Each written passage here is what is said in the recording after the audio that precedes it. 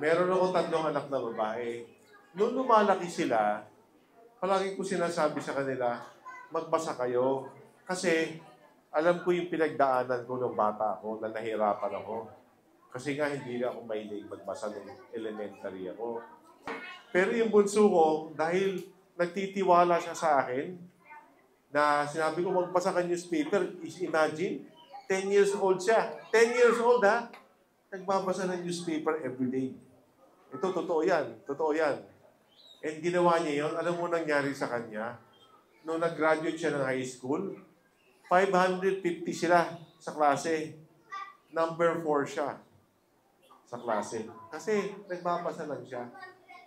Tapos gumaling siya mag-isip dahil palagi siya nagbabasa. So, sino dito pagka may natututunan, ang sarap ng feeling? Pag meron kayo natututunan, parang you feel good, di ba? Sino dito pag maganda yung resulta ng exam, maganda ang feeling?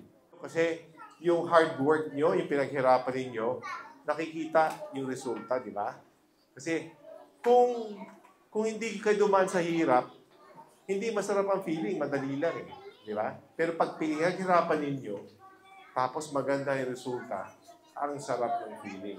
Ang aming pong mataos ng pasalamat sa atin pong minamahal na bukal and soon-to-be congressman ng probinsya ng Bataan po na si Congressman Attorney Tony Boy Roman sa programang kanya pong inulisad, ang Cool School Program na naglalayong pong mahikayat at ma-promote yung love for reading for our kids po. Tunay na naging mabunga ang ating mga gawain dito sa programang ito, makatutulong ng mabuti sa ating pong mga mag-aaral, lalo't higit alam natin kung gaano kahalaga ang pagbasa.